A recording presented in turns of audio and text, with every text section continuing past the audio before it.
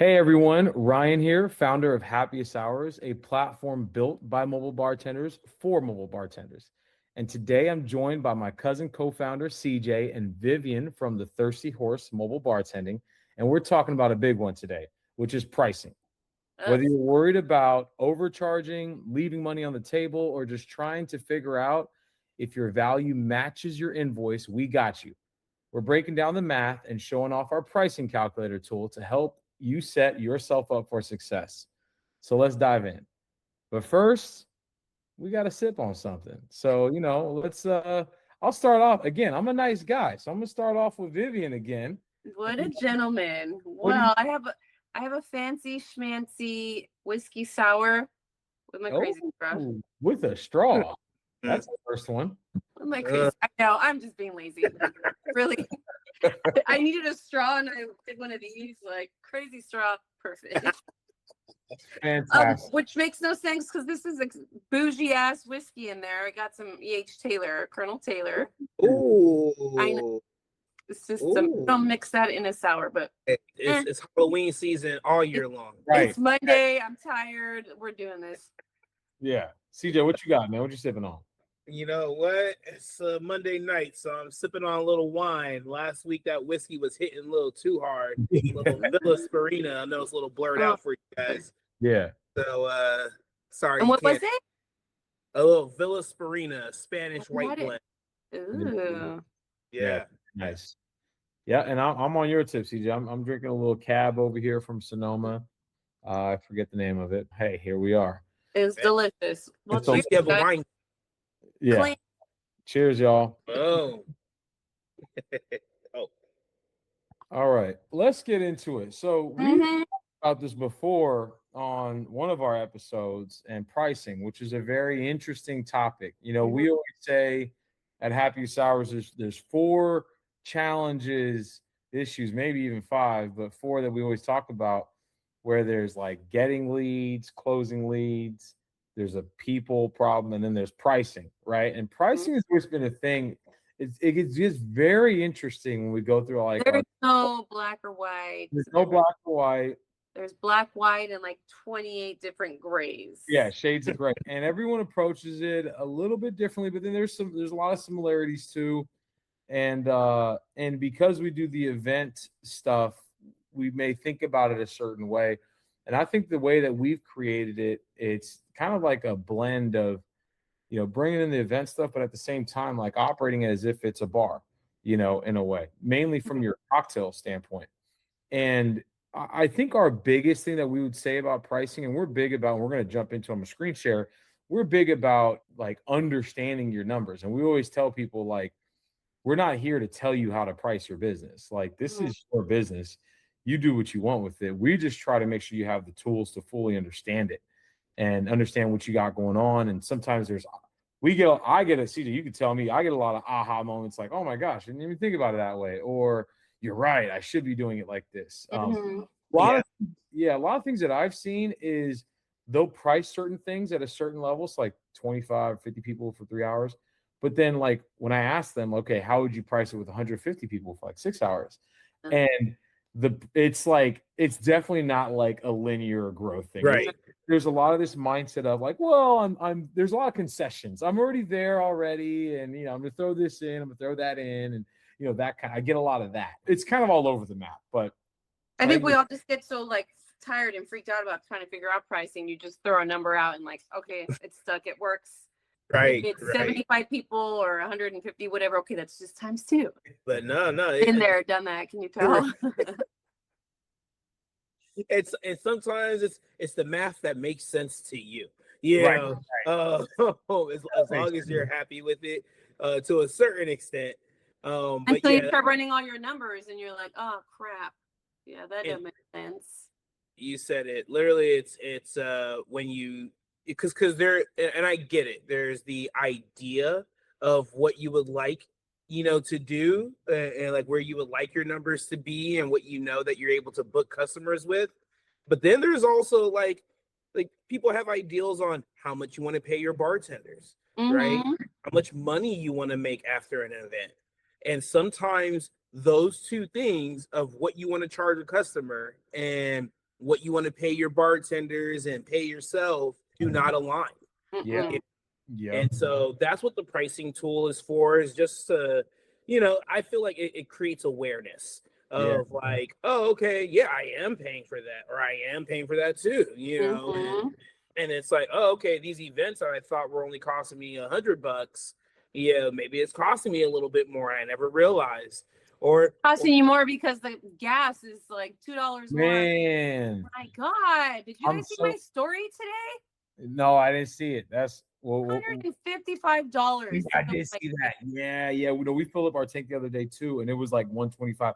It was just like, yo, that is wild. And I'm so glad you brought that up, because that's outside the pricing tool, but we do have this like distance calculator tool as well. So everybody need to go into the distance calculator and update their mileage pricing. For real. you gotta update things, and that's a great point. You have to revisit like a lot of things about what we built. I would say this, out of the things that we've built within Happiest Hours, the pricing calculator is probably one of our proudest like moments, or something that I really like. I kind of like pat ourselves in the back, and it's still constantly developing. And bear in mind, people that are watching this, like, we are still a startup. Like, it is never perfect. We're always trying to make things better and always taking in feedback. And I think that's what makes us special, is that we're not like, this is exactly how you do things. Yeah. We're more so of like, what is the market saying? What are people saying? We constantly are talking to mobile bartenders and like, oh, I didn't think about it like that. And you guys have literally helped us create the thing that we have now just through conversations. So, it's I think that's where it's special. And so, but yeah, it's one of those things where I'm like, I'm pretty proud of this thing, because it really breaks all this stuff down. Yeah. And a lot of people think some of these things are set it and forget it. It's more of like Me? Yeah, but you're right. You have to go in there, and times change. it's just set it and check on it. That's what it's really. Set it and just once a quarter or something. Yeah. Just check on it and just like, wait, what am I buying? What am I buying my ingredients for and stuff like that? Like, it's not what it was 5 years ago. You know what I mean? So, Mhm. Yeah. you got to check these things and just be like, wait, I'm spending double the amount on my cocktails than what I was spending before. Yeah. Therefore, you should adjust things, But Yeah. let's Gas ain't the only thing that's raising, right? Groceries are too. right. 1,000%. 1,000%. I did gas and groceries back to back. I don't have money for the next couple of weeks. I'm done. Yeah, look, you might as well paid rent. True. Yeah. So true. So this is, if anybody that's familiar, for the folks that are not, this is the dashboard. So this is the back end of Happiest Hours. So if you're a member of the platform, you get a login, you come in here, and this is where you create everything. And bear in mind, like, the platform is for you. This is not, again, Happiest Hours is secondary to your brand. So everything that is here is more so of how you want to make it. But it's done in a mobile bartending way, right? And it's because that's our story and that's where we kind of came from. But we're not going to go through every little thing. One thing I will go through real quick is going to the business section, because you talked about the gas. So if anyone were to sign up, anything, how it's designed at the moment is anything that within 30 miles is already baked into your pricing. So whatever you create from a pricing calculator, which we'll jump into, reflects anything within 30 miles. Anything outside of 30 miles, you can choose how much you want to charge per mile. So you can set your maximum distance you want to go from your home address or whatnot. And then you can pick how much you want to charge per mile. And maybe the 70 cents per mile is not enough. Maybe you go $1.10. And bear in mind, the mile is times 2, as in it's thinking, let's say you were to go 100 miles to go to an event, right? So 100 minus the 30 is 70 miles. So it's charging 70 miles times this 70 cents, but then times 2, because it's thinking you're going there and you're coming back. Right. So what's great about this, if anybody's on your customer facing side of the platform, they type in all these random addresses, they're going to see slightly different prices if you were to charge something per mile. So that's kind of how that works there. But I'm glad you brought that up, Vivian, because that is a true thing that's affecting us right now. So adjust this piece if you guys are on the platform. Anyways, okay.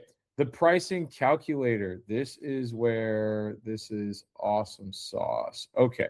Shout out to Jordan for letting us play in his account for a little. Yeah. I know. We're gonna start playing with Vivian's account. That's what we're gonna Yeah. start messing around with her numbers. Just crickets in there. But so guys, so this is pretty cool, and we'll walk through this, right? And this whole thing is really designed to ask you questions about your business, and you can start to turn any form of lever you want, and we'll go through it. You know, some of the things that I would like to say is, as we go through this, I would say we can see this in two different lenses. One, as a novice, a beginning bartending company, like you're just starting, because we've all been there before and we've all made certain decisions from a pricing standpoint.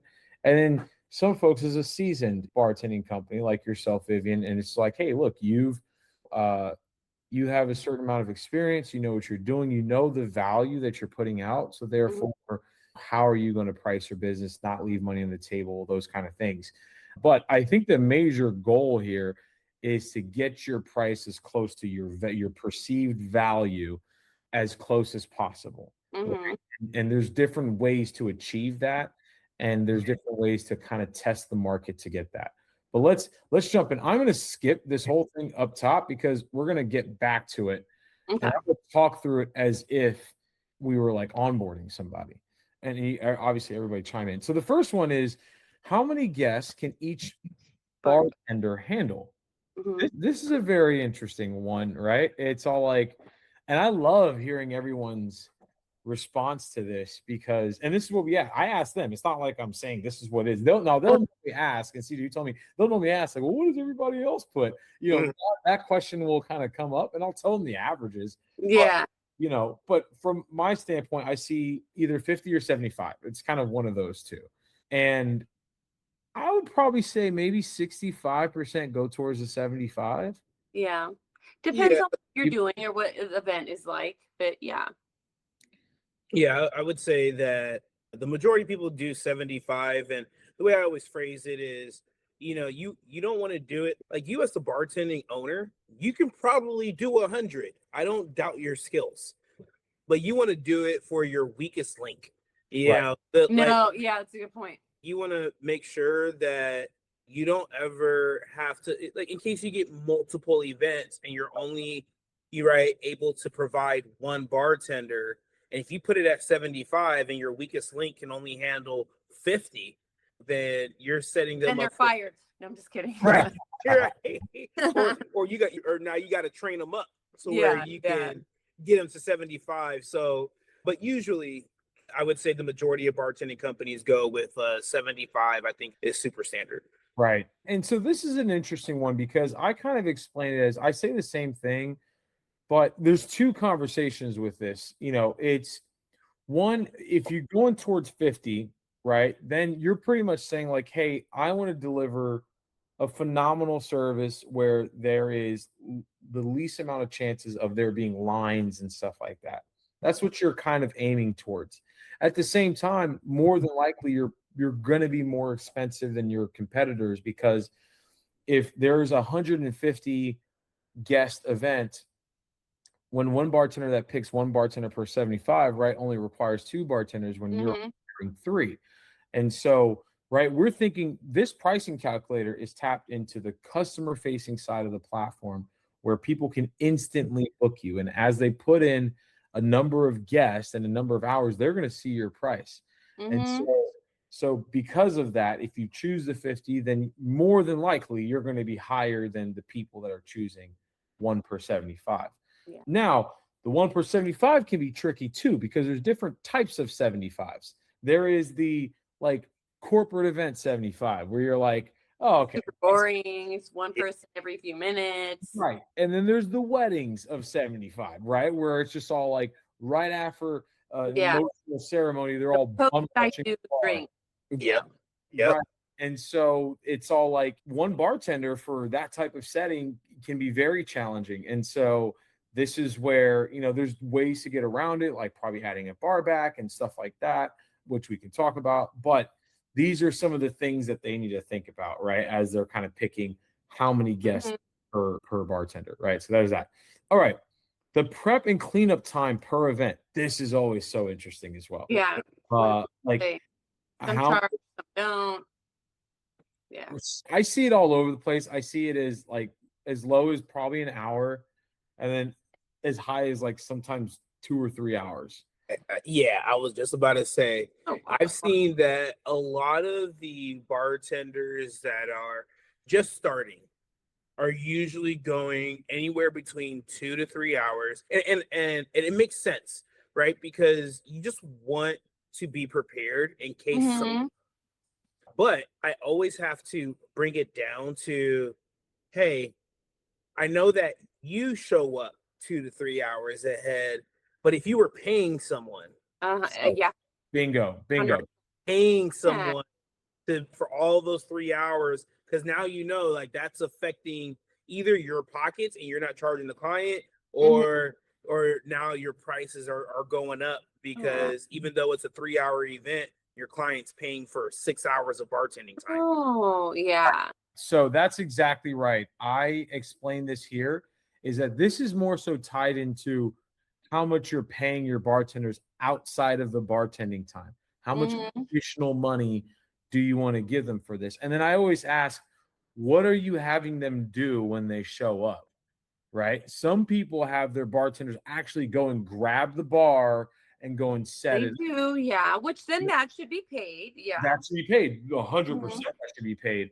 But then, like when we operated, we had drivers and stuff, and they would drop off the bars, build it, drop off coolers, drop off literally everything, and bartenders just show up, prep their station, and they're at a normal bar, and they do that. And then you got to ask yourself, so this is prep and cleanup. So it's like on the tail end, what are they doing? Are they helping you? Like a lot of bartending, I think like probably 50% of them that I talk to, they have their bartender help them. Like the owner is probably there if they're at a certain size.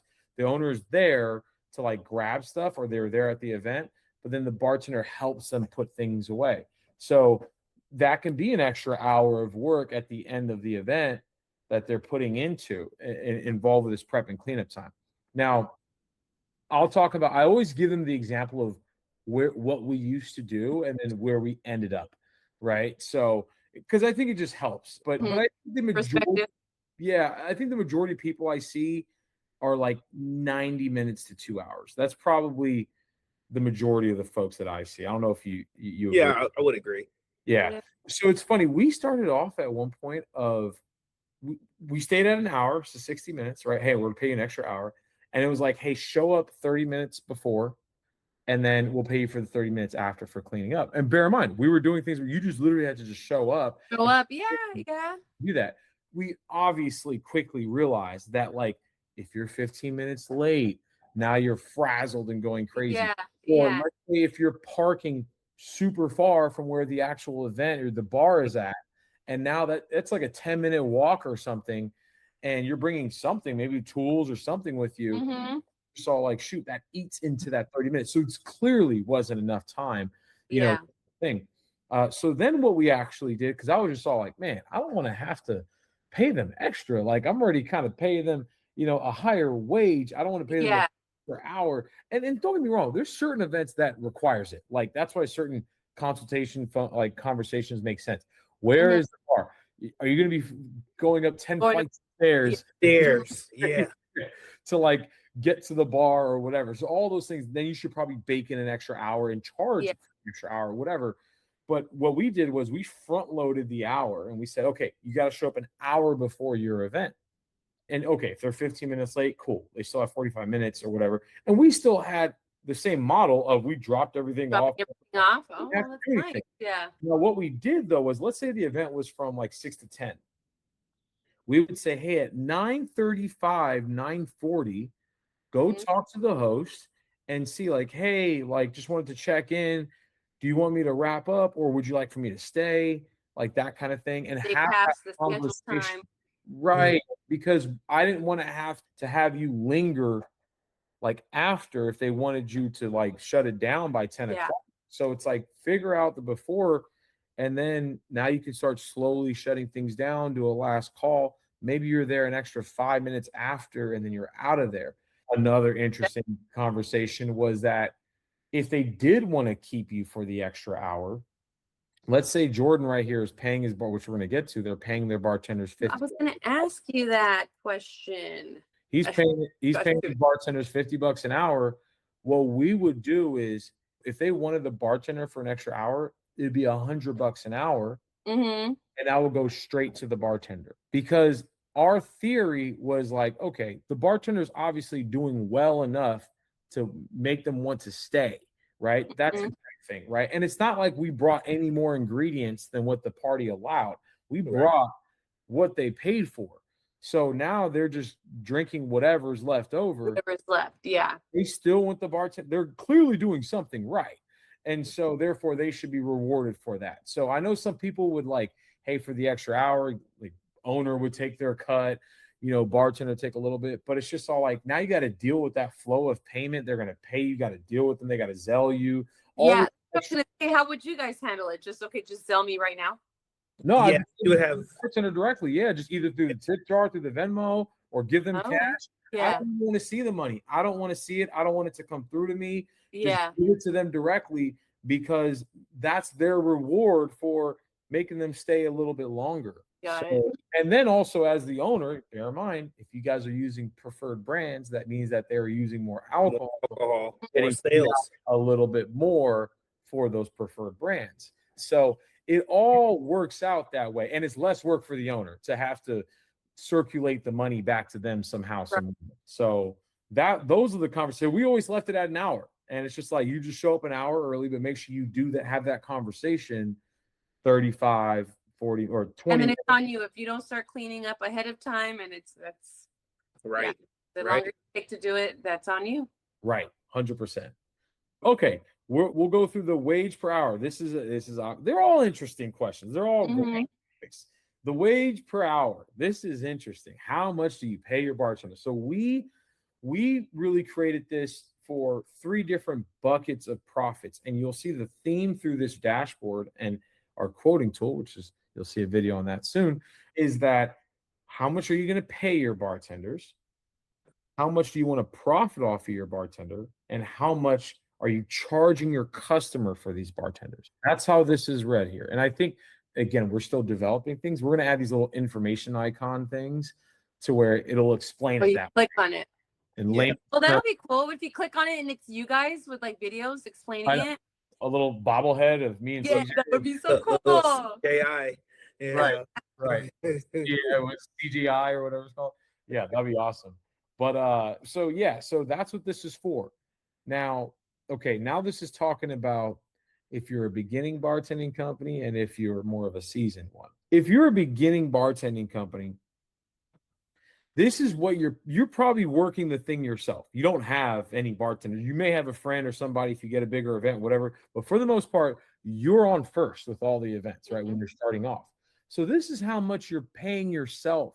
This model is designed with owner-operated profits versus, business-operated profits versus owner-operated profits. And what owner-operated profits are, which a lot of people do it this way, is when they create their pricing, they say, okay, these are my expenses. This is some magical number I'll call profits. And I add those 2 together. That's what I'm charging my customer. And that's fine. That's okay. It's just the problem is what happens with your profits is you as the owner, you're eating into those business profits because you're not accounting for all the things that you're doing. And again, that's okay if you're not doing it.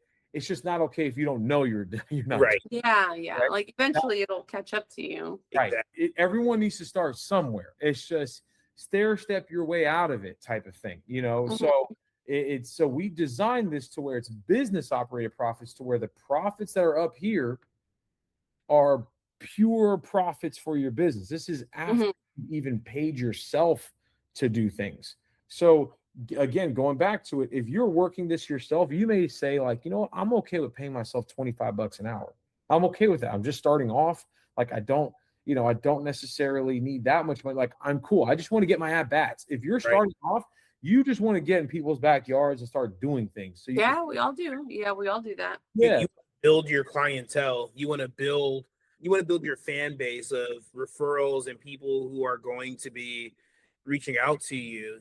So I always say, like, when you're starting out, there's nothing wrong with starting out a little low, right? And then stair stepping your way up there as up you there. right get your experience. Maybe you get a more official bar, right? Maybe you get a trailer. Maybe you get a few other tools that are going to help to deliver a higher quality event.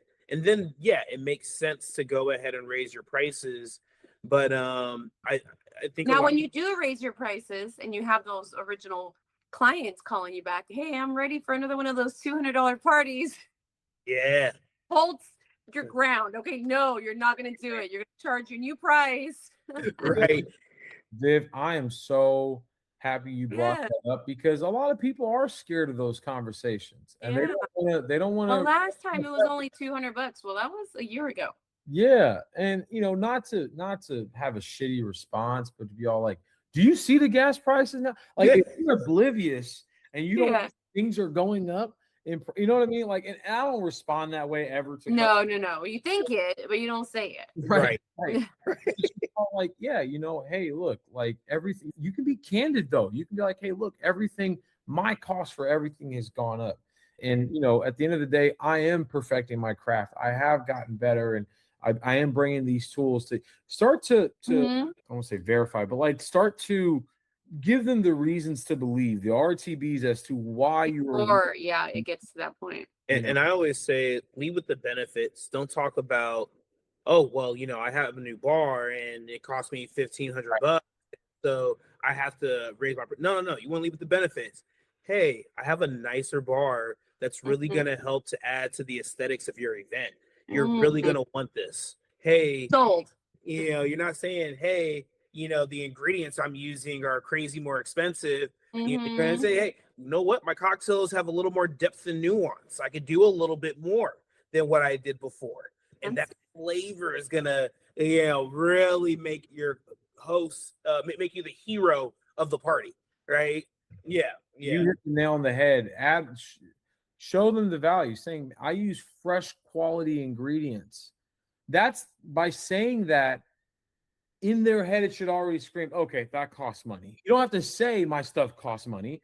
You can just say like, hey, we use like fresh squeezed stuff. We make our own syrups, like whatever you're doing with your cocktails, like, and you've upped your cocktail game, like you can say those things, and people will know. Okay, you go to a bar at $22 cocktails, like it'll start to make sense. And unless you've completely sticker shocked your prices, like you just added an extra $1,000 to whatever you're doing, all willy nilly. Like the customers that are like really like picking over 10% increases or whatever stuff like that, like sometimes that shouldn't even have to come up, to be completely honest with you, because your goal when you're starting off or whatever you're doing is to provide more value than what they're paying. And you have to ask yourself that.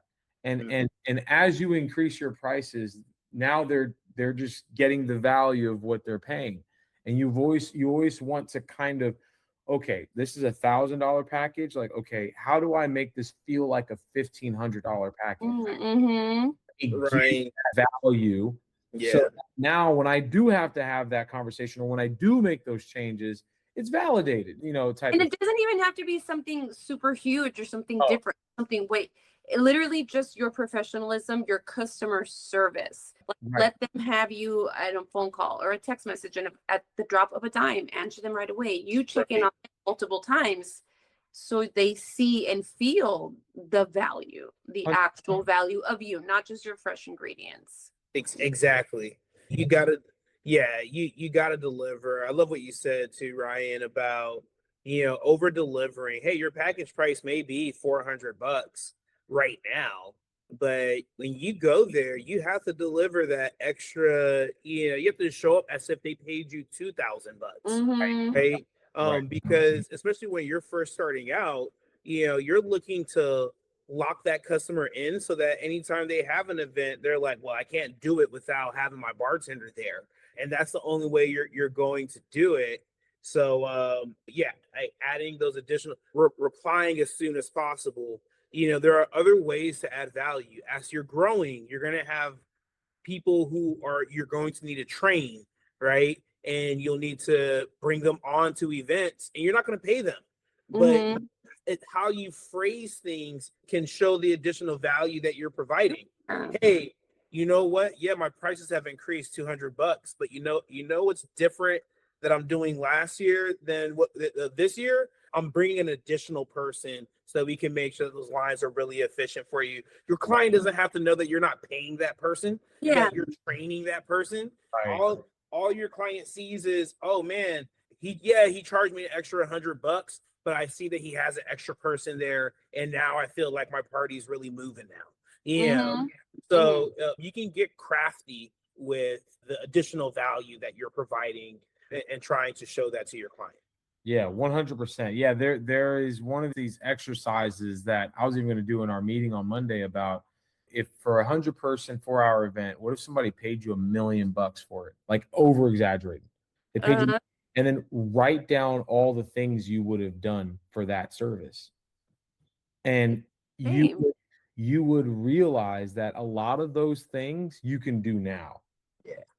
You know, not all of them. You might say, I'm going to bring a horse with me. You know what I mean? Like, okay, I've got you. I see now what you're saying. Like, write down what exactly, the 100 people, 4 hours at this wedding or whatever it is. What are you doing as your mobile bartending service? They paid you $1 million. What are you bringing? What are you doing? Got it. Yeah. You know what I mean? And so you write all these things down, literally jot down 20 of them. And you'll realize maybe half of them or even a fourth of them, you'd be like, I could probably do that now. And all that's doing is exactly what we're talking about right now, is that you're just increasing your value out there to the market, and hopefully you can get that price to match whatever that value is, right? So from a beginning standpoint, you can decide to pay yourself $25, that's the cost, and maybe your business is profiting $5 or $10. And bear in mind, this is per bartender per hour, right? That's how this is working. So you can start off that way if you wanted to. Now, to the flip side, to more of the experienced folks, right? It gets very interesting because they're always like, how much should I pay my bar? What is the market rate? And, one thing that when we had our company, we would always go just a little bit above the market rate or $5 or $10 more per hour. And the idea behind that is twofold. One is that we know with events, tips are random. Yeah. You're throwing people at different events. And if you have recurring customers and you have an idea like, oh, these people don't tip, like those kind of things, but somebody's got to do it. You know what I mean? Yeah. So it's just, and you can't treat it differently if you know they're not going to be tipping well. You can't. The one thing I used to hate, there'd be some people that you could just tell the mood changes if it's more exciting or not. So that should never be the case. First of all, they need to give the same consistency of service no matter what's happening. We would try to pay them enough to where it was adequate if nothing was given in tips, right? To where they know, okay, I'm getting $200. Worst case scenario if I walk out of this event. So we were always around that like $40 an hour, even back then, of what we were paying the bartender, or we got up to that point at least. Yeah, I was gonna say you definitely got up to it, but there's also two mindsets that I've noticed from talking to bartending companies, right? And I think that there's value to both sides.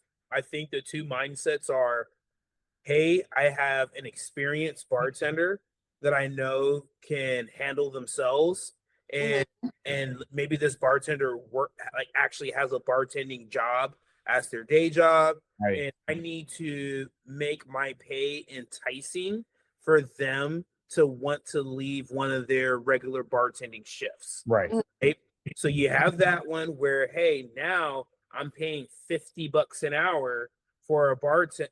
I'm paying my bartender $50 an hour so that they are enticed to leave that shift. But then I think that there's nothing wrong with the second mindset, especially as a up and coming entrepreneur, which is, hey, I'm going to target people who have zero bartending experience, and I'm going to save money by not having to pay them as much. But I will pay in time, because I will either need to train them or I will need to take steps to making my cocktails super simple. And so there's those two ways that you can go about it when it comes to your hourly pay that I think is so important. of you as a bartending owner knowing who are you trying to approach. Are you trying to approach that person at that poppin' bar? Because yeah, you're gonna have to come with a little bit more, right? Or are you trying to, hey, I'm trying to build a team. They have no bad habits. They have no good habits. And I'm going to coach them and train them. And by doing so, I can pay them less because I have to give them the tools to make sure that my business is represented in the way that I want it to be represented. Yep. No, great point. That's very, very common. And, it's essentially you're paying for experience, right? Or lack thereof. Right. And some people may have an approach of, okay, what I'm gonna put in my pricing tool is the most I would pay any bartender. They may have that approach, like, okay, for the more experienced person that needs X amount of dollars because they make 400 a shift at their, bar that they work. Yep. It's like, okay, you got to get somewhat close to that. And don't get me wrong, some of these bartenders, even though they may make around that or something like that, they still may like to just do something different. They've been working at that bar for 10 years and they just like the event space or to switch it up every now and then. So get out of the mundane. I say that because you don't necessarily have to match that, right? In order for them to be all like, oh, I'm going to do this, but you can't be too far off as well. You know what I mean? So some people may have the approach of, okay, I'm going to, like, what I put in here is like for that kind of bartender. Right. That would be your max. Right. And somebody else who comes in that I pay less, that's maybe $30 an hour. I'm still getting $50 from a cost perspective as if I was going to pay them, but now the owner is just pocketing that money. Type. So they may see it in that reverse way, or they may do it in a way to where it's all like, let me be more competitive. I'm going to put in this cost over here, $25, $30. And if I get one of these experienced bartenders, they're just going to eat into my profits a little bit more. And then maybe I'll revisit my pricing and change that if I figure out that I'm using this person more often than not. So there's so many ways that you can kind of approach it. And again, that's what's nice about this tool. It's like, this is your tool. You just punch it in and you see it immediately. And everyone's scenario is different. Everyone's scenario is a bit different. So, you work with what makes sense to you. It's just about knowing what you're doing. You know what I mean? So again, you got your cost, your profits, and then what you're charging your customer. Okay, bartender tips. This one's pretty easy. So you can hit this toggle and it will either turn into a percentage or a dollar amount. And, some people, a lot of people, if they use this, it'll be a percentage. And what this is that on the customer facing flow, if they want to say, hey, I want you to remove your tip jar, then you can automatically upcharge whatever percentage or dollar amount you want. So now remove your tip jar, as in don't have a tip jar there. We will tip you out. Right. So it automatically increases the prices of your packages if you wanted to do that. You don't have to do that, or you can do that. Some people don't do it at all. Their prices are so high that they say, I don't even come with the tip jar. I know some people that do that. So they just keep this at zero. They don't expect it, or a lot of people do like 18% or something like that. So that you can choose what you want. What's great though now is that there's two ways to get tipped before you actually go and bartend the event. Is if they want to remove the tip jar, that's an automatic increase that you can choose what percentage or dollar amount. But also there's this pre-tip tool that we've now implemented right when they pay, like, hey, do you want to just give an extra tip? I get 1 in 10 events where they're just like, yeah, you know what, my like when you check out at the restaurant or at the bar, right? Okay, that's cool. I like that. Before you even pay, because some people may say, you know what, I don't trust my people to tip the bartender that good, so let me just give them an extra $100 right now, and you can still keep the out there. Shouts out to those hosts. Yeah. What? Shouts out to those hosts who know that people are stingy. Right. And tell you in advance. Those are real ones. Okay, so now what about in this situation? It was just something I was thinking about last night, because you do have these events with huge amount of guests, and at the end of the night you count out tips and you're like, really? We know it wasn't because service wasn't good, but tipping has changed recently. Yeah. So, and the clients will always ask, like, hey, did everybody tip you well enough? Did they tip? Question. Right. Are you honest with them, or no, yeah, of course they did. It's fine. I'll let CJ go first. I got my answer. But... Okay. What is it? Old CJ would have been like, just be grateful and be humble and never bad talk your host guests, because you just never know, and you never want them to be in a bad light. But new CJ is like, hey man, go get your money. And somebody, if the tips is slim, Yeah. you know, there are ways you can go about it. I might be like, would you personally point it out to them, or only if they asked you? only if they ask. It's like, no, CJ's like, that motherfucker right there. They ain't giving no money. Yeah, 20 cocktails. He kept coming. It's funny. Way back in the day when I was a kid, I used to work at a pizza place. Yeah. And then one of the delivery drivers, very stereotypical cheapskate, I don't want to say too much, but the guy would go and deliver these pizzas, and he would hand you your pizzas, and he'd literally do one of these. Wow. And he'd stand there and he'd wait for That's wild. minutes and stand and wait for money. Wouldn't say a word, but just that. Isn't that crazy? Wow. Isn't that crazy? He had a F you pay me on his hand, right? Yeah. That's wild. Yeah. Okay, well, what about you, Ryan? No, me, I'm old CJ. I'm just all like, and here's the thing. Again, you can be strategic about it, and you can be like, yeah, man, they're solid. You know, like you can, however you want to say, where that really means like, it was whatever. Yeah. But I'm never gonna come out and be like, yeah, they were horrible, man. They ain't give me they really didn't. They were cheap. right. But I'm like, yeah, they're solid, man. It's cool. Definitely, don't even worry about it. It's all good. Yeah. Kind of my normal approach. Yeah. But if they like really took care of me, I'm like, oh man, you're awesome people, man. We're good. We are totally good. You know, that kind of thing. So I always walk away kicking myself, like, how come I didn't tell them? Like, no, they actually didn't. Yeah. And we have enough for in and out when on our way home.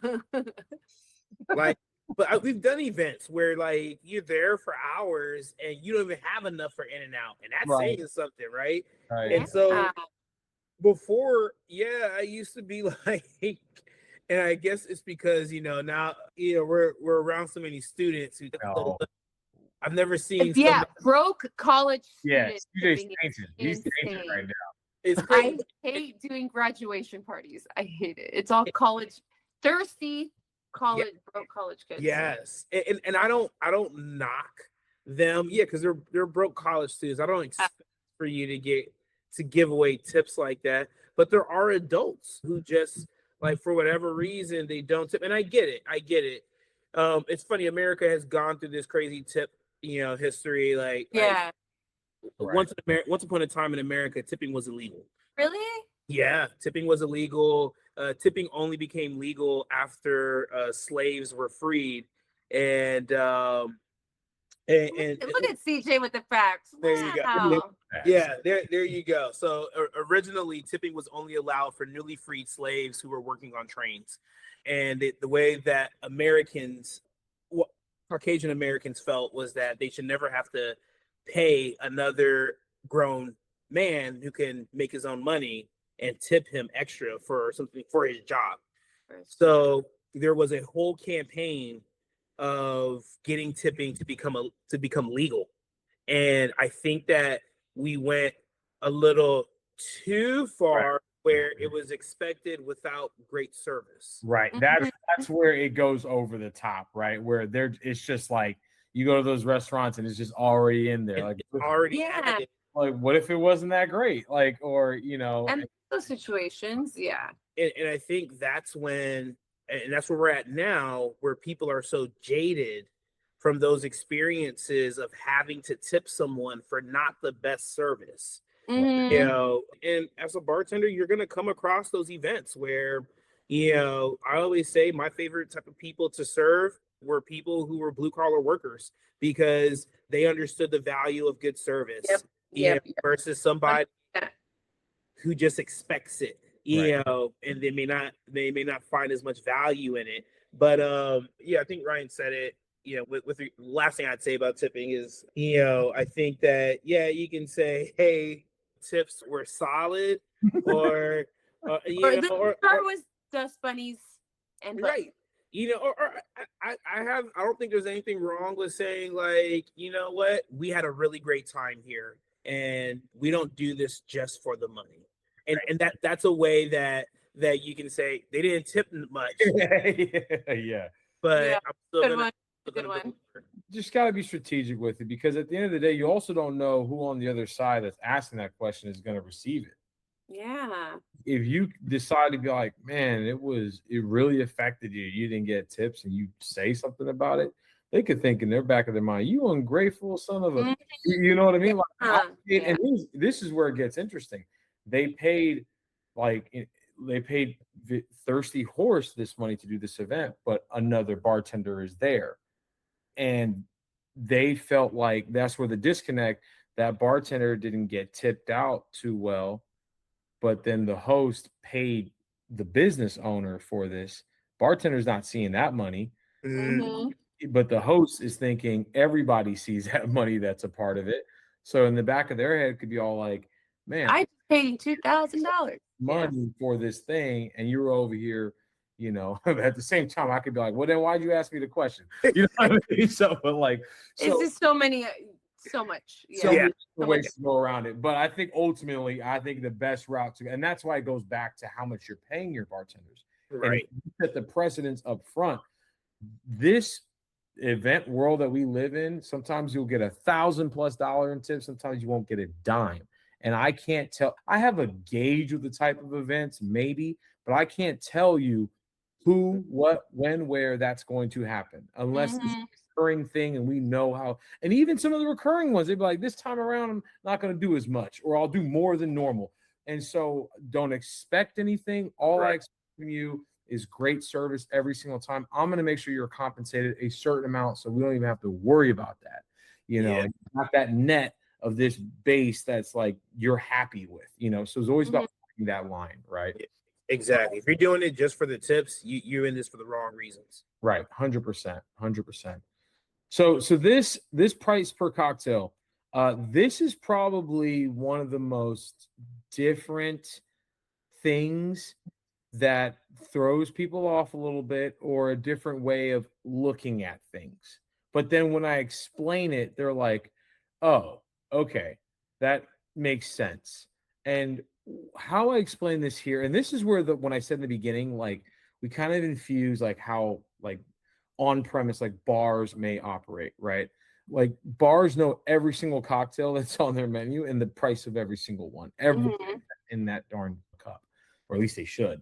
So here, how we see it is, what is your price per cocktail for everything but the ice and the alcohol, but those two things. So there's really 5 things that consist of this cost: is your mixers, your garnishes, your cup, your straws, and your napkins, right? Unless you have stuff that you're doing with your cocktail on at the normal, not the extra over the top stuff, like the normal stuff. So those 5 things. And I'm not saying that you need to know every single cocktail on your menu and know the price, but we all have those 2 or 3 cocktails that we know everybody crushes. Everybody likes it. Probably 60% of the time you come with this cocktail, and you should at least know those cocktails, and then you can average it out. So like everyone that knows us knows that we always had our passion fruit margarita. That was at 82 cents. I would calculate it by the ounce, 82 cents for that cocktail. And again, that's pretty expensive, actually. Like without the ice and without the actual alcohol, it was 82 cents. So with the tahini and everything, literally got all of that. And so we would put that in there. Then you pop in some form of profit, whatever you think makes sense. And then this is your total. Same concept. This is my cost on average for my popular and probably on the expensive side of cocktails. And again, you can approach this in different ways. I've seen as low as like 60 cents, and this is where people are probably using more of the processed stuff or cheaper things or whatever. And then I see it as high as like $1.50, where they're literally making everything, and everything is fresh, farm to bottle type of stuff. So you kind of have that there. You put in your profits, you have your total. So that's your profits, and this is what you're charging your customer per cocktail, right? Per drink. And then again, you can average it out. Now, bear in mind, this is another 2 great things about this. So our passion fruit margarita, right? 82 cents, right? But we would always have, with that passion margarita, we'd always bring in like an old fashioned. And that old fashioned, we got simple syrup and like some bitters, like what that's way less than that margarita. So it all you're definitely making more money with that kind of thing. And then I would always bring up and this is a very interesting thing. I would always say, hey, what we used to do is we would just bring backup items and not charge for it. You know, we would always bring, if there's tequila, we bring pineapple. If there's vodka, bring cranberry. If there's whiskey, bring ginger ale or Cokes. Always bring club sodas. For multiple reasons.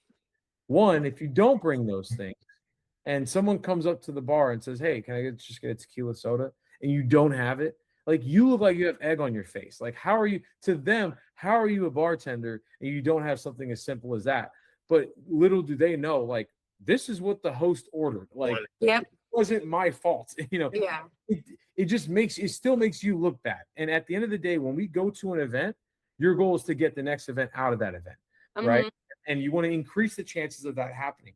And then the math part about it, if you replace drinks, you don't add more. When someone gets a tequila soda, you're replacing the passion fruit margarita that they would have got.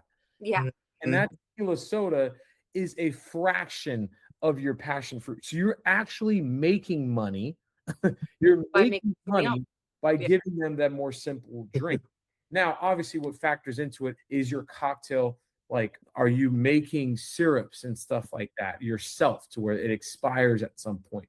Yes, then I understand that it's going to go anyways. So therefore, like a lot of the stuff that we bought was like, we try to get premium bottled, good shelf life things because we know that we can take things to the next event and stuff like that if we didn't open it.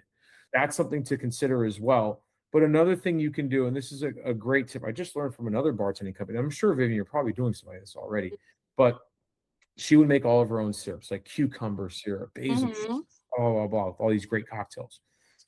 If they didn't use all the syrup at one event, she would take that syrup and give it to the bartender for the next event. Or for her next event, she would bring that syrup, and now she would have a secret cocktail. Okay. On the menu, right? That's like, you know how everybody does, like, oh, I got the secret cocktail. You want to try it? And now everyone raves about the secret cocktail, right? Or one person will, oh, I got something secret just for me. Yeah. Oh, nice. So it's a great idea. I mean, I have done that before. Yeah, but yeah, I like that. And just bring it for free. This shit was going to expire. You're going to throw it away anyways. Just bring it for free. And now you've elevated the next event's experience, right? Yeah. This price per cocktail is a very interesting thing because it scales as the number of cocktails goes up, which we will see as well. Okay. The next thing is just more so about your business. And this is like just a bucket of profits. So again, there's 3 ways to profit with this pricing calculator. There's 1, by your bartender. So by the hour and by the number of bartenders. There's 2, by the number of cocktails. And then there's also just like a baseline profit. This is like, you're like, get out of bed. I'm not leaving my house for this. I'm not moving unless my business is making at least $100 profit. Yeah. That's kind of what this is. And I say how people use this. This is a great way to start stair-stepping your pricing. And we told this multiple times to people. It's like every 5 events, increase this by $25. Because again, you want to go with what the market is telling you what you're worth. And if the market told you that they're willing to pay you 5 times for something, I'm pretty sure they'll pay you an extra $25. Yeah. It's so small that no one's gonna ever feel it or touch it. But then over the next 5 events, and the next 5 events, okay, now you're adding $100 more or $200 more, and go to any increment you think is best. That, yeah. 50, it could be 100, whatever you want it to be. But the concept is still the same. You can use that bucket to stair step things. And then when you start to see that people have slowed down or starting questioning your pricing and all this stuff, then the market's probably telling you like, oh, they're questioning your value. And now maybe you need to take a step back or leave it where it's at. Or these are ways that you can figure out how do you know where you fit in this whole thing. Yeah, you want to listen out for phrases like, that's it? Right. Did I? That'll be nice. Or whatever it is, just tell me and put me in the books. Then you know, like finding your Prince Charming. Right? Just tell me how much and lock it in. did I pay everything? Yeah, Mm, and those they're are good ones too. asking you, those are all signs you could probably increase your price. Right. And then when you're getting, oh, I'm gonna have to get back to you. When you're getting phrases like that, or I gotta go talk to the team and figure and see if we can afford it or if it's in our budget. Right. Those are signs. Hey, maybe you need to throw every it. woman's scapegoat. Let me talk to my husband about it, and I'll get back to you. Let me talk to my husband about it. Is California for No. All right. No, but I don't want to tell you no. Yeah. Exactly. But you know what's interesting? That is the moment of truth as well, though. I used to love those moments. They'd be like, hey, let me get back to you. Yes, that's a sign of like, okay, they probably did some shopping around or probably a little bit more or like whatever the situation is. But if you hold firm, then it's a psychological game at that point of this is what I'm worth and I don't need you. Like someone else will pay this. Mm-hmm. You know what I'm worth. And therefore, that's okay. I'm not for everybody. That is okay. I actually remember we always talk about this. This is always the funny thing. We say, I want to help you find someone else that's in your price range. Here, let's sit down together and let's call them together. We'll do double the time and I'll help you faster find this person. Like, oh my God. You know what I mean? Like, yeah, exaggerating, but like we'll go to those. I've seen them do it. I will really help calling other bartending companies. Like, hey, like this person's $800. Like I know him 1,600. Like this person will do it for 800. Go with them. And the times that they would just be like, but I want you though, like yeah. you know. And so this is where you're like, okay, well then that's what you got to pay. Your car sells the speech and attitude needs to come through. Yeah, but you don't. It's a delicate line. Again, we're saying things of like, okay, if you got 4, 5, 6 people doing that, like, no, maybe that's a market sign. Maybe that's a sign of like, okay, maybe you're not worth what you're putting out there, and you need to just reevaluate. Either you need to step your game up, or you need to take a step back, or something. But at the same time, if you know people have paid those prices and stuff like that, then you know what you're worth. And you shouldn't by you taking less money and making all these concessions. And I'm not saying not to. Maybe there's a time where it makes sense, but if you keep doing that, you keep telling the market gets confused on what you're worth, and you keep telling the market now you're worth $1,000. You were with 1,600 2 weeks ago, but now you're worth 1,000. Like, what are you doing here? You know what I mean? And so it's just things you just got to think about. And sometimes it's just best to just hold firm and let it walk. Mm-hmm. Yeah. Every scenario is different. And it feels so good when they do book and they don't question you. And yeah, here you go, signed. Ugh. Right. And then it gives you more of that motivation to not want to let people lowball you. Right. 100%. I always tell people, would you rather do 10 $500 parties, or would you rather do like 4 $2,500 parties? Like, because like you're only one bartending company, and so if you undersell yourself, you might be missing a blessing of a bigger opportunity. But also listen to the market, right? If you haven't been booked in 2 months, either you need to work on the marketing, or maybe your pricing, something's missing. You got to change something. Yeah. Yeah. You know what? It's funny that you just said that, CJ, because my gig this weekend was a very high dollar ticket. How do you say it? High? Whatever. High price item. Yeah, it was a high price item. Before that, I had a consultation for a wedding, same day, but this one was going to be like super out of town. I couldn't have anything else. It was just that wedding and nothing else. They were hemming and hawing and like, well, that's, we only have 25 people. Yeah, but I got to drive to the middle of the desert. No, nothing. I need extra hands, even though, why do you need more people? Because again, it's the middle of the desert. It's just things. And they sat on it for like 2 weeks. Well, we'll discuss and then we'll get back to you. Okay, no biggie. And then I get a call from this event that I did, and this is what we want. What is your number? What can you do for me? I preached the whole Happiest Hours and the alcohol service. Loved it. Send me the bill. I'm going to pay right now. Didn't lowball me. The very next morning, that couple emails me back like, Wow. you know what? We're going to go ahead and do it. Let's move forward. Sorry. Like, yeah. And this event I did was 5-6 times. Oh my. Yeah. And that's what we talk about, right? Yeah. You miss a blessing because look, if you had committed to the lower end event, I know you, Vivian, you would have held your word. You would have been kicking yourself, but you would have held your word. Yeah. And because like that's still your business, your name. And so if you cancel on someone because there's a bigger, better opportunity, you're not going to work very long in this business. No, that's terrible. Right. Yeah. But if you prioritize the people who know your worth, then you're going to get your worth. But yeah, anytime that you're settling, like you're settling. Yeah. Right? Yeah. And of course, usually we can do multiple events, but just the type of events that these ones were, there was no. We could only do something like this one of. Right. It's the Palm Desert. What's going on there? Dude, I couldn't even tell you where in the desert it was. And 3 hours. And that's a great story because you got to look at the types of events too. Sometimes if you get hit with multiple events like that, you do have to be like, all right, what makes more sense for me? Yeah. Yeah. You're going to pull me into a 25-person event.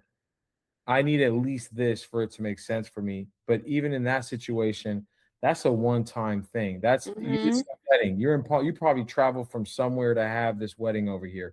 There's a good chance I'm never going to see you again. Versus the other event you did, that looks like that could be a recurring thing. Right. Yeah. You do that one event 5-6 times more, but you can also get more of those 5-6 times more events by being there, just by being there.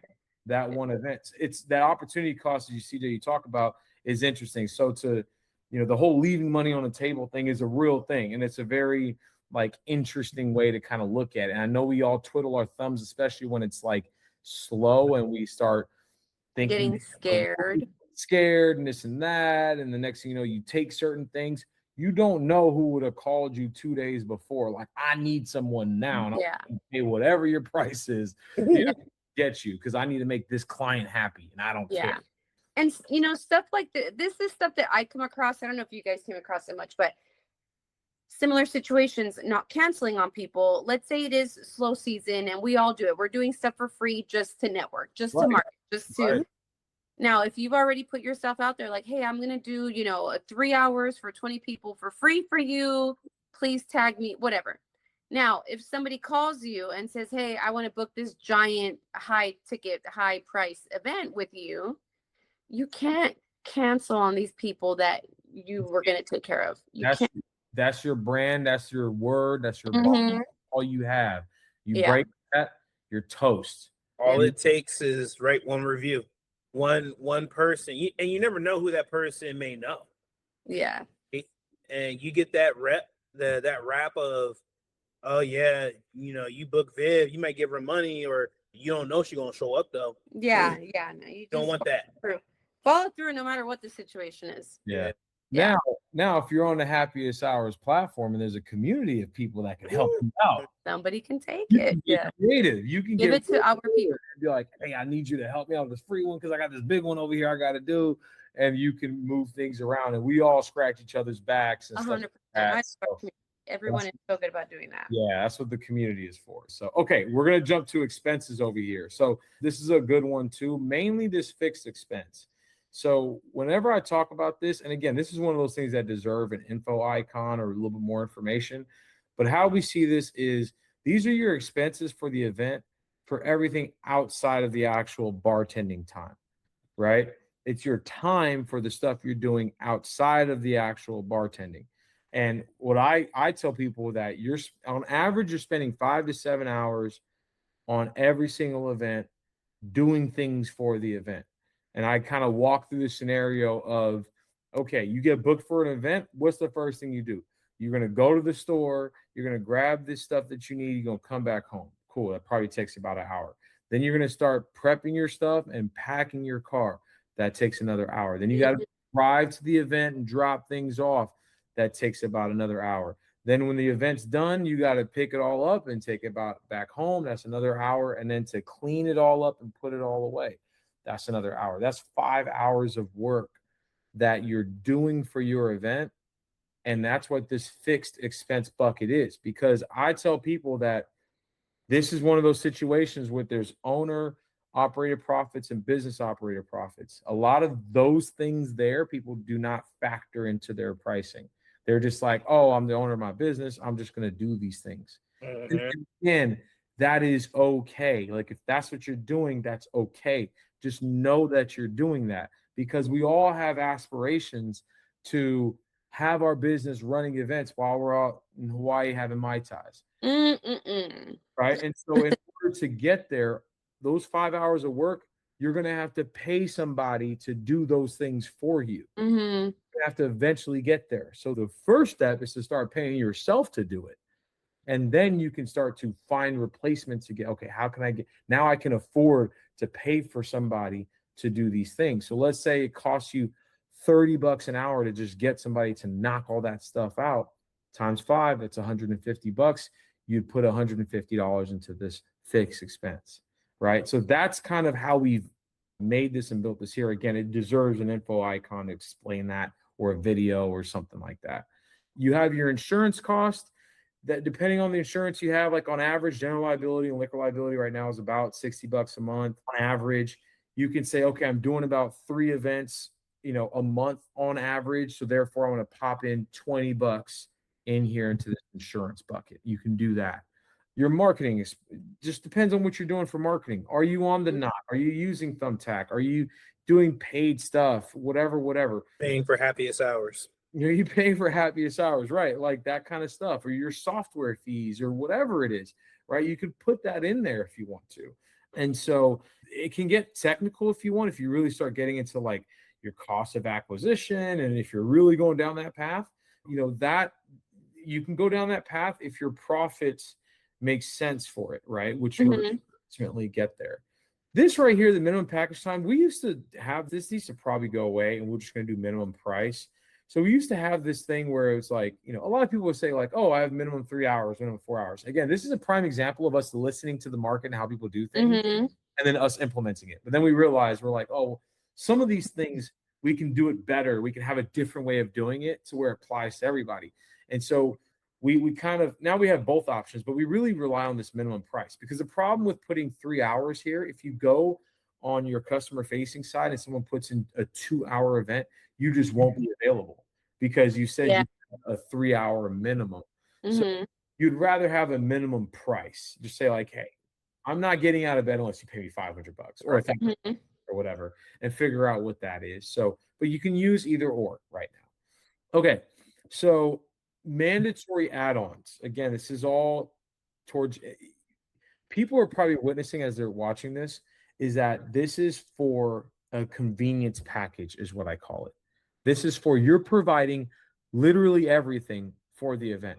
And that was by design. Why? Because we want those customers that prefer convenience.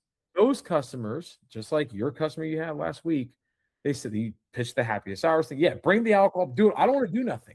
Yep. That's what they told you. I don't want to do anything. And what you said was, well, that's going to cost you something. We want those. And they didn't even bat an eye because they prefer the convenience. Yep.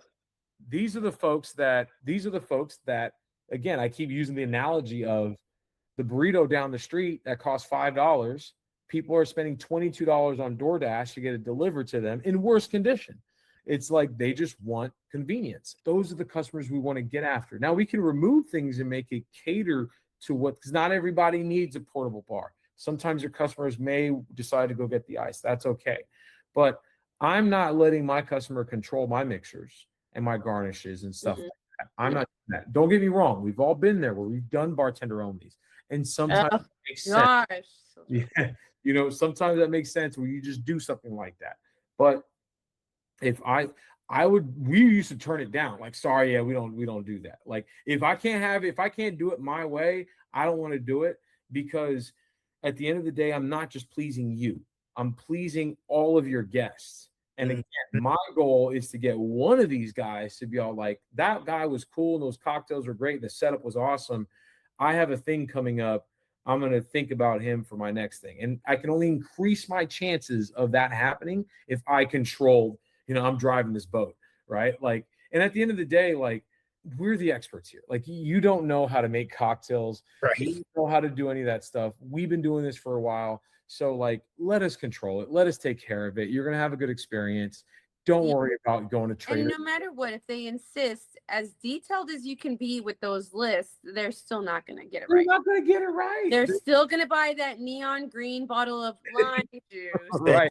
Tastes like cough syrup. Yeah. It's the same. Like, Yeah. It's lime juice. Gosh, it's a Right. worst. I thought it was cheaper, so you want to use it, Right.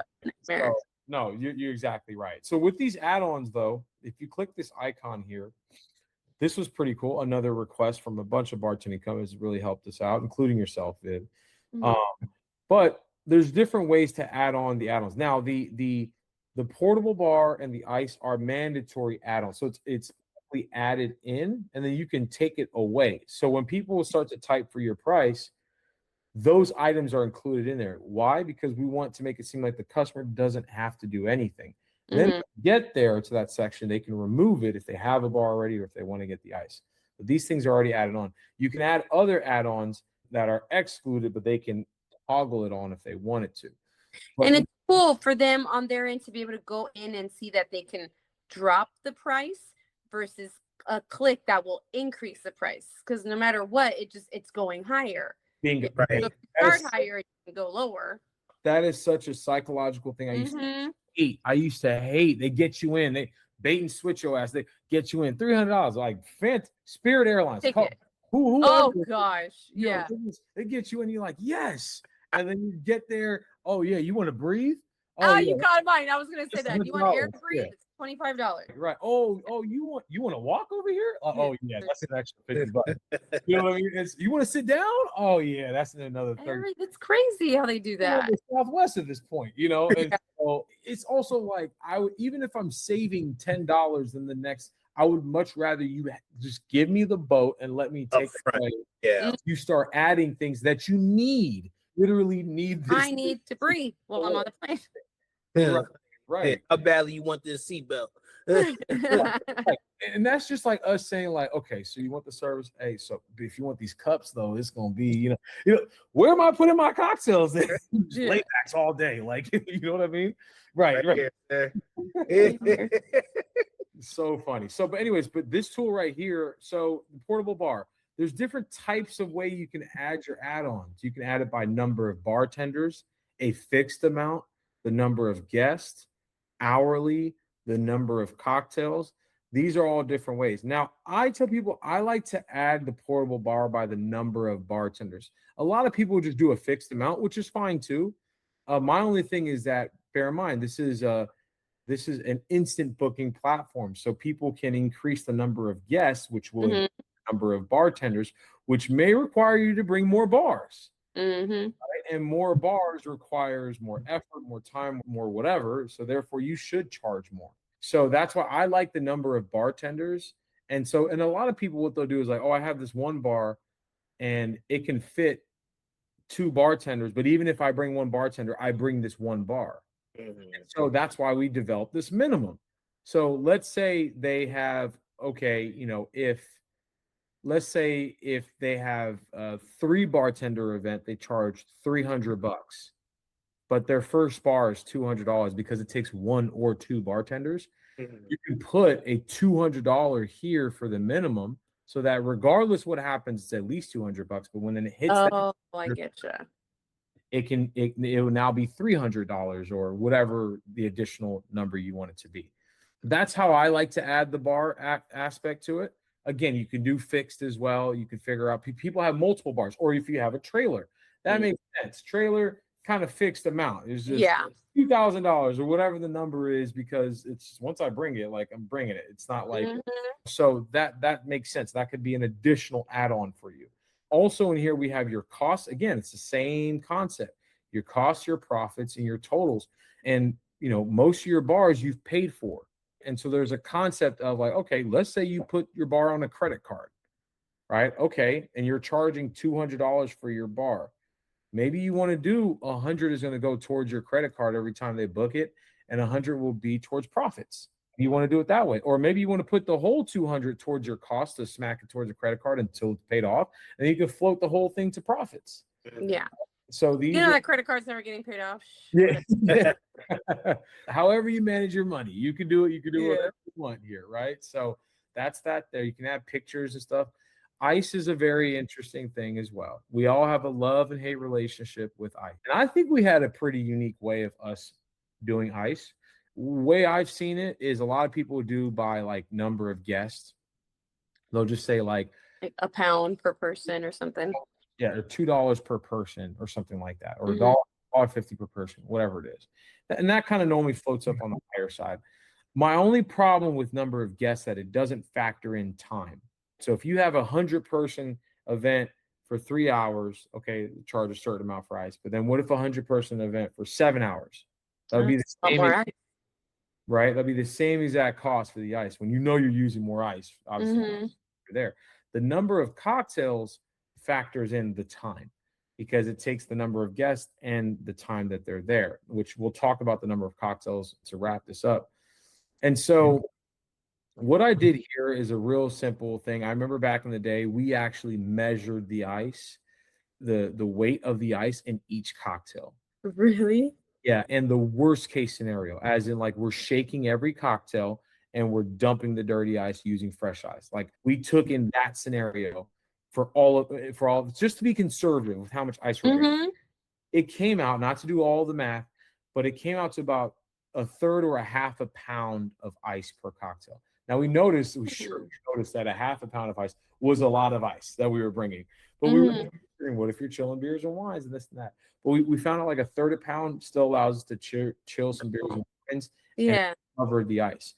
So how we came up with the cost was, now the cost, everything was conservative because we know that we hate ice. As in, if the customer wants to get the ice themselves, most of us are like, that's A-okay with me. Yeah.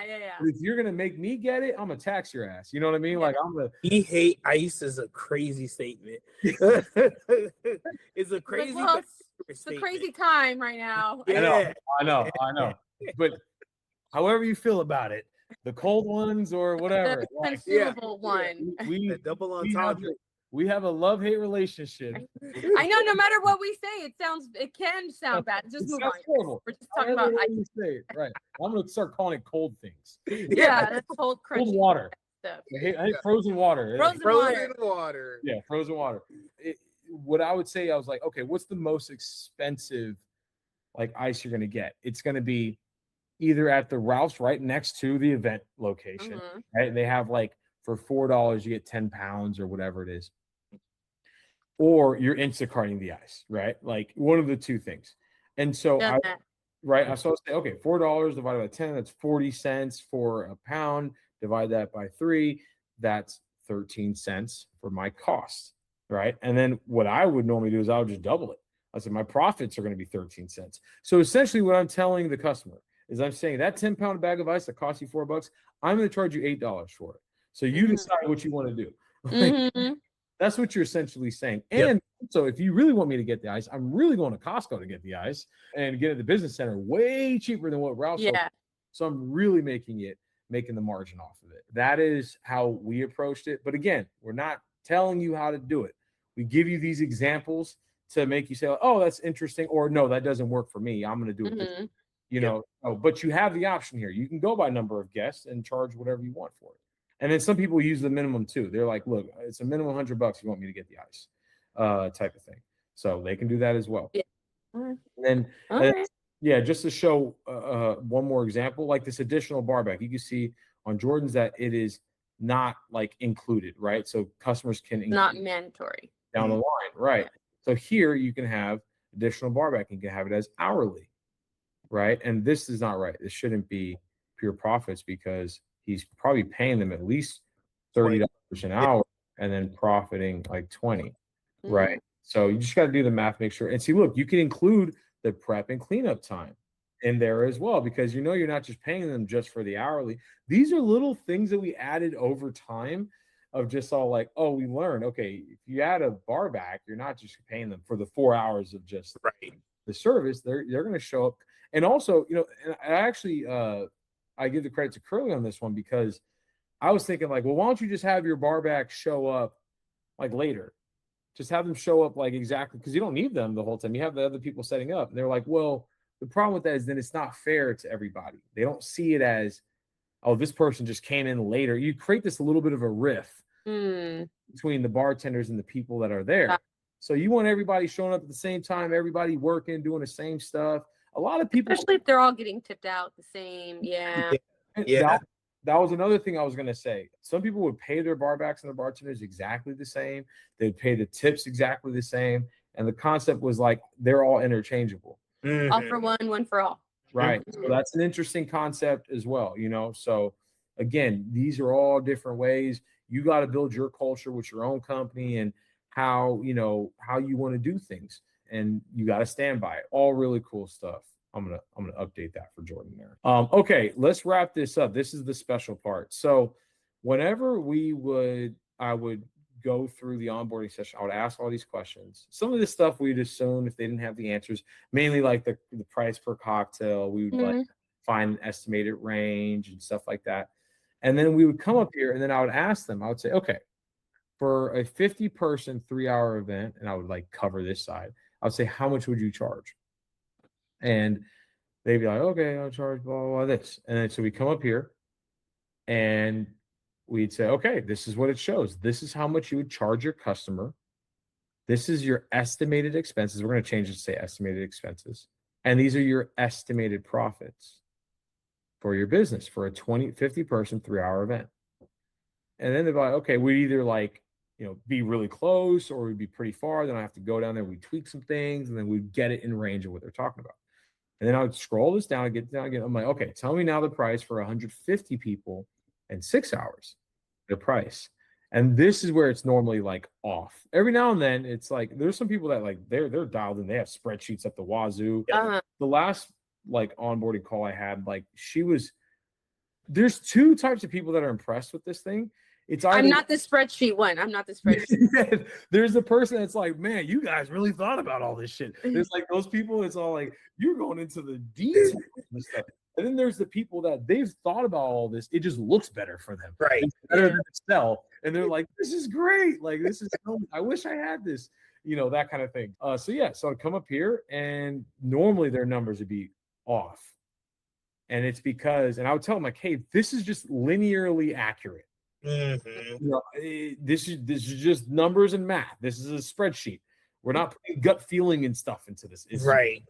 As more bartenders come on, as more guests come on, as more cocktails are being made, like this is how it's growing. And so it puts things in perspective for them of like, oh man, maybe I am charging too little, or maybe I'm charging too much or whatever. So this is again, how much their customer would be paying in this situation, what their estimated expenses are and their estimated profits. And we say estimated expenses because of the number of cocktails. This is estimating that you're going to make 1,050 cocktails in this scenario. We all know you're not going to make exactly that amount of cocktails, you know, but it's probably assuming the worst. But this is where this new added feature just came in, and this is launching really soon. So this is the staging version of this. But you can pick the type of drinker, the light, medium, or the heavy. And what's great about this is that the light, it changes your prices as well. And as it should, because your price per cocktail is based off of the number of cocktails that you're estimated to make. So in this situation, he's saying, hey, it's 95 cents per cocktail, and I'm going to make 900 cocktails under this light scenario. So therefore, your cost would go lower. If you kept it at medium, it would go up because you're making more cocktails. So this is where, yeah, you can help the client out a little bit by trying to fit in their budget, but not necessarily just losing money, right? It's just more so of, hey, what scenario am I walking to? Light is more of a day party, maybe corporate events, obviously, maybe where there's an event where there's a lot more older people and kids. Maybe you pick light for that. Medium probably covers like a lot of everything, your weddings, you know, your like kind of parties, stuff like that.